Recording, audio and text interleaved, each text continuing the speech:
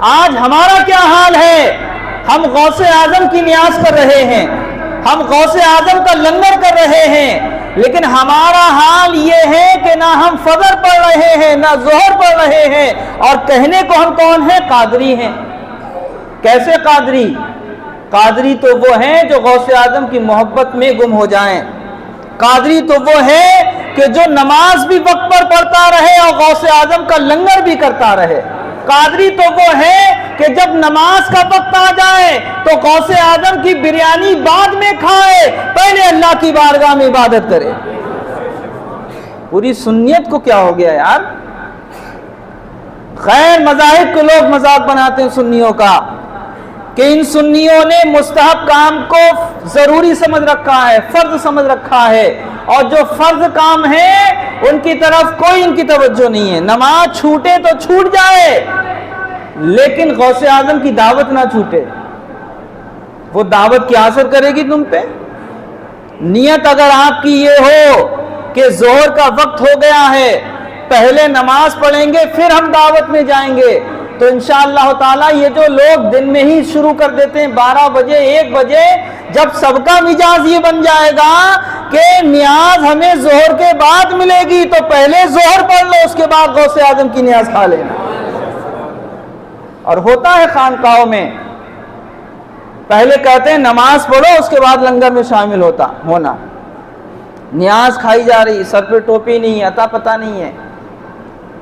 गौसे आजम की नियाज ऐसी बाबरकत नियाज है। अरे सावरे पाक ने जो हजरत निजामुद्दीन औलिया का कव्वाल सावरे पाक की बारगाह में गया, मुलाकात के बाद जब वो वापस हुआ तो आपने उसे इनाम के तौर पर अपनी हांडी में से गूलड़ निकाल के दी। दिल्ली पहुंचा, हजरत निजामुद्दीन औलिया से कहा कि हुजूर, मुझे तो और लोगों ने तो बड़े इनामात दिए, आपके जो मुरीदीन, आपके जो खुलफा थे, लेकिन आपके पीर भाई सावरे पाक ने मुझे कुछ नहीं दिया, ये उबले हुए गूलड़ दे दिए, हुजूर मैं इसका क्या करूंगा? तो हजरत निजामुद्दीन औलिया ने फरमाया कि तुम नहीं समझोगे कि इन गूलड़ों के अंदर कितना बड़ा कमाल है, कितनी बरकतें इसमें हैं, क्या रूहानियत इसमें है। हजरत निजामुद्दीन औलिया ने खुद भी वो गूलड़ खाई, और जो आपके करीब करीब मुरीदीन बैठे उन्होंने खाई, तो आप ये समझे खाने के बाद उनकी जो हालत हुई, और वो पुकार पुकार के ये कह रहे थे, या शेख, हमने जब से गूलड़ खाई है हमारी जिंदगी में 4 चांद लग गए। सावरे पाक की गूलड़ का ये आलम है, और जो गौसे आजम की बिरयानी खाए, जो गौसे आजम की नियाज खाए, उस नियाज का आलम क्या होगा। आला हजरत अली रहमा, जब मुहद्दिस आजम हिंद अली रहमा बरेली पहुंचे, इमाम अहले सुन्नत ने सरकार मुहद्दिस आजम हिंद को अपनी चारपाई पर बैठाला और फिर गौसे आजम की नियाज का एहतमाम फरमाया। सारे मुरीदीन, मुतवस्सिलीन, मुताल्लिकीन बैठे हुए थे। फातिहा खानी हुई, गौसे आजम की बारगाह में नजर पेश की गई। जब लोगों को न्याज तकसीम की गई और लोग चले गए, सरकार आला हजरत अली रहमा की निगाह जब जमीन पर पड़ी तो आपने देखा कि जमीन पर न्याज का हिस्सा पड़ा हुआ है। आपने किसी को इशारा नहीं किया, बल्कि आप अपनी चारपाई से उठे और उठने के बाद जमीन की तरफ दौड़े। दौड़ने के बाद झुके, दोनों घुटने रखे, हाथ से नहीं उठाई बल्कि झुकने के बाद अपने होठों से उठाया और आपने खा लिया। सुभान अल्लाह, ये गौसे आजम की नियाज है। आज हमारा क्या हाल है? जो गौसे आजम की नियाज खाए वो नमाजी ना बन पाए, इसका मतलब बिरयानी में कोई पावर है ही नहीं।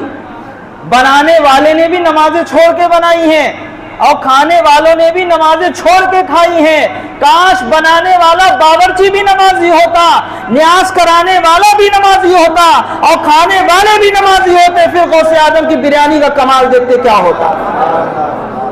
कौम की इस्लाह सिर्फ ये नहीं है कि 1-1 बजे मिलाद की जाए।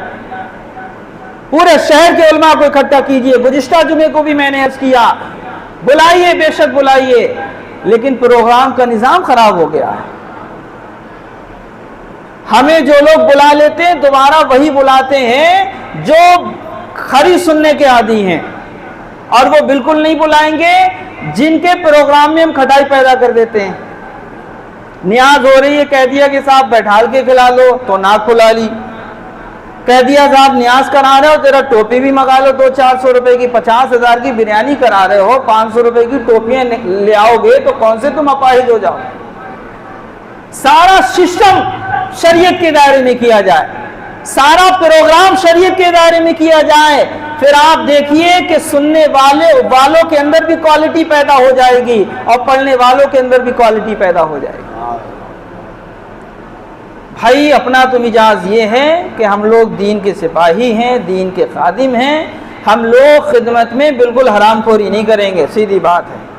कोई प्रोग्राम में बुलाए या ना बुलाए, कोई दावत दे या ना दे, और सही बात तो ये है कि हमारे प्यारे नबी सल्लल्लाहु अलैहि वसल्लम की सुन्नत है, जहां आप देखो खिलाफ शरा काम है तो आप पर आपकी जिम्मेदारी है कि आप उस काम को रोकने की कोशिश करें।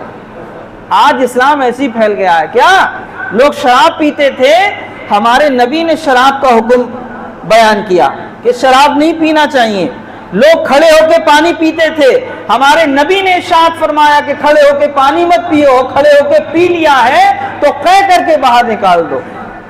अब तो न्याज़ें होटलों में हो रही साहब, न्याजों के शादी कार्ड जैसे छपते हैं, बिल्कुल ऐसे कार्ड तकसीम किए जा रहे हैं, खड़े होके सब न्याज खा रहे हैं, टोपी का आता पता नहीं, बिस्मिल्लाह का आता पता नहीं, और गौसे आजम की न्याज खाई जा रही है। ये सारी बेअमली की बातें हैं। अगर आज भी अमल वाले हो जाएं, फिर आप देखिएगा कि गौसे आजम की महफिलों में शिरकत के बाद इंसान बेनमाजी नहीं रहेगा बल्कि नमाजी बन के निकलेगा। गौसे आजम जिलानी रदी अल्लाह ताला अन्हु के वालिद गिरामी कितने मुत्तकी परहेजगार। गौसे आजम की फूफी साहिबा के पास चंद लोग आए और कहा कि ऐ मखदूमा, पानी बरस नहीं रहा है, चारों तरफ कहर पड़ गया है, सूखा पड़ गया है, जानवर भी परेशान हैं, पानी जमीन से नहीं निकल रहा है। ऐ मखदूमा, आप तो गौसे आजम की फूफी साहिबा हैं, आप अल्लाह की बारगाह में दुआ फरमा दीजिए। हजरत उम्मे आयशा, ये हजरत गौसे आजम की फूफी हैं, आप अपने घर के मैदान में गई, झाड़ू उठाई, मैदान में झाड़ू लगाई और लगाने के बाद रब की बारगाह में हाथ उठाए और कहा, मौला झाड़ू लगाना मेरा काम था, इस पे छिड़काव करना तेरा काम है। सुभान अल्लाह। जैसे ही आपने कहा बारिश होना शुरू हो गई। आज हम लोग इतने बेअमल हो गए कि बारिश ना हो दुआ करें, बारिश ना हो। अमल वाले हो जाओ, रब की बारगाह में दुआ करो, इंशाअल्लाह ताला तुम्हारी दुआ जरूर कबूल की जाएगी। वक्त भी हो चुका है और अपने अपने घरों में आप ज़रात फातिह खानी करें, गौसे आज़म की नज़र पेश करें।